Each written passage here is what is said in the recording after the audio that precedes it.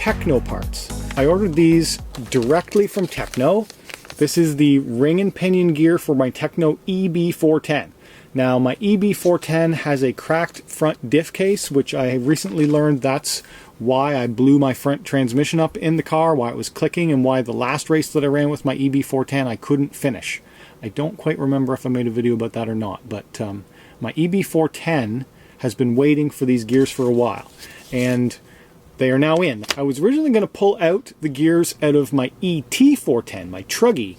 The Truggy uses different gears. You cannot use the gears from the buggy on the Truggy. The actual gear set is a different pitch for the ring and pinion on the diffs. That's why the Truggy is so noisy.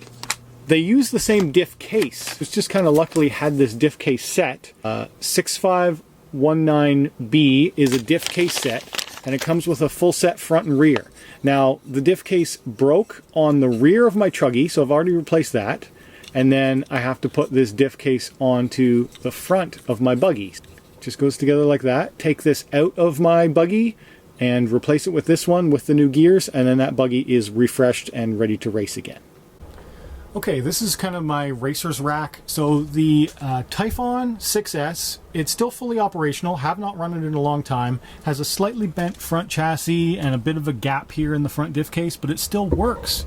So there's some stuff that I bought a long time ago to refresh this. I have a full new chassis for it. I just never did it. That's a lot of work to replace the whole chassis, so I've never done it. Techno Bb 410, I just talked about this one. Front diff case needs to be fixed, 4-screw thing, so it cracked through either the top or the bottom, so I got to take that all out, replace that, put in the new gears for the ring and pinion, and then this will be up and running. The TLR22 has been working very well, but there's a couple things I did get for it that I wanted to put in. A chassis protector that kind of came in too late, so I raced it for many weeks with no protector at all. So now the body already has quite a few scuffs on it. It's almost to the point of it being too late to protect. And the other thing is that putting a protector on, it's a bit of a pain in the butt because you have to take this whole section off. This kind of keys in. You can't just get the protector under that. You got to take this whole front off to be able to put the protector down over this. Also, I need to change my servo arm to the aluminum one. I got the aluminum one in, so I want to do that. And then I wanted to put in a better spec motor. Performa P1. Cannot remember where I ordered this from, but I got this from a shop online.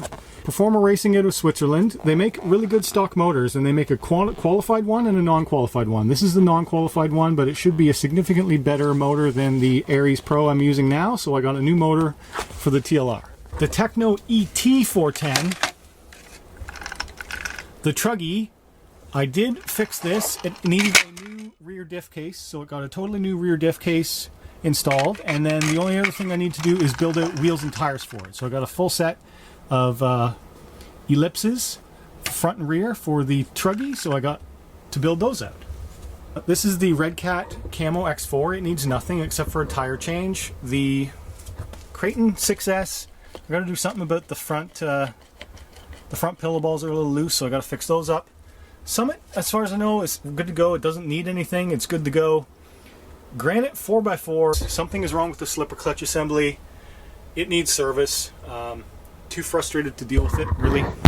Okay, this is a new shelf. Crawlers are on the top. The TRX4 just needs a cleanup and a body swap with the new Raptor when I get that built. The Gen 8. The Gen 8, I have recently broken it. So it is here.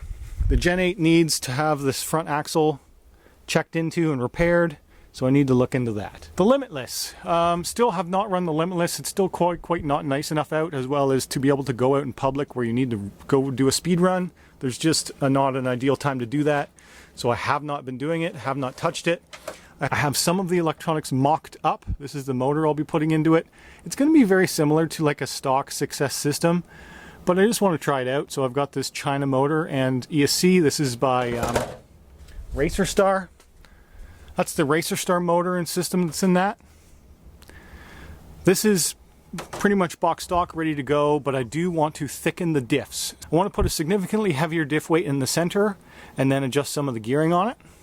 The Phazon 6S is actually in really good condition, and I got some of the diff brain working, but the batteries is the problem. So I got two 3S batteries with this. Both of them have the balance lead broken on them, so I need to fix the balance lead. It requires resoldering on the battery, which freaks me out, but I will do it eventually. Wltoys Tenacity DB Pro is pretty much good to go, but I was playing around with it, and I figured out that there's kind of an easy way to take the body on and off with just those two screws on the back.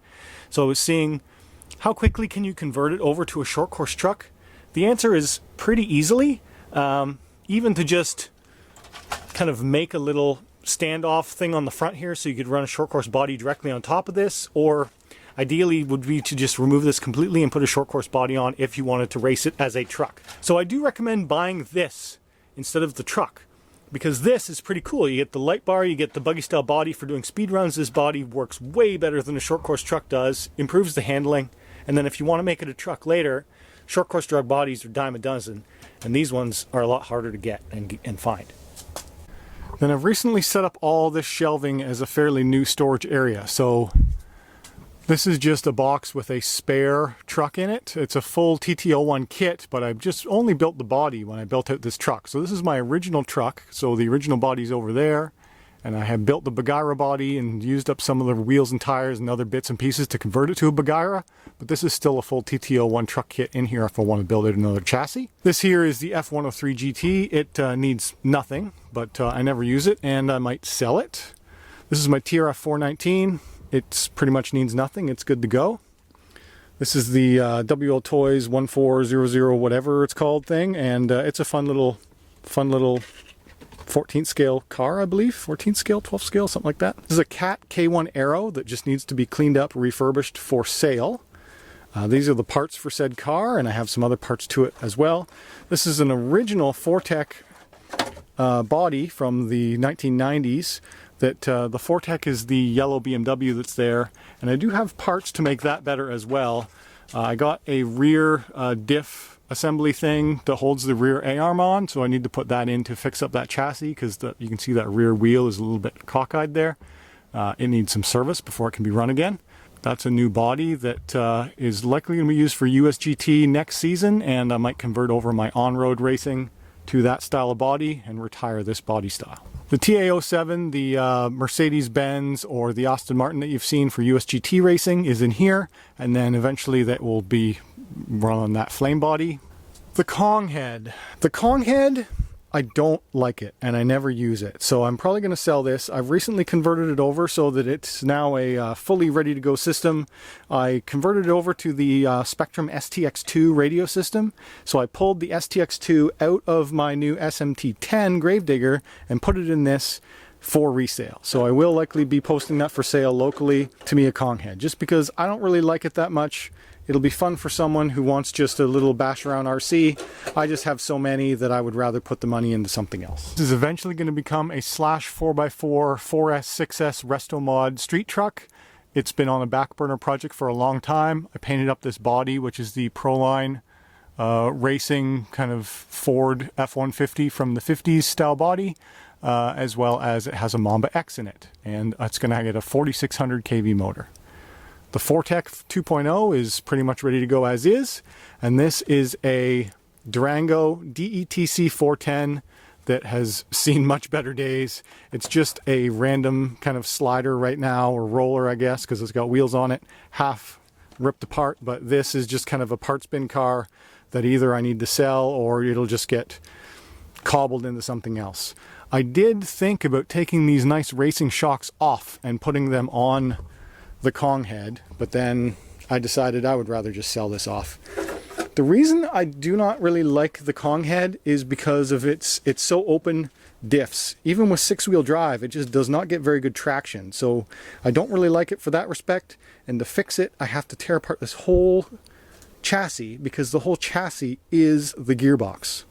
And I have upgraded this, so instead of putting the 27-turn stock motor in, it's running an ARRMA 12-turn system, so I put the ARRMA Mega system in it, the 12-turn ARRMA Mega 550 motor with the ARRMA ESC, and then I've got just a balloon here to waterproof the Spectrum receiver, and I'll also be selling it off with a random 2S hard cell LiPo.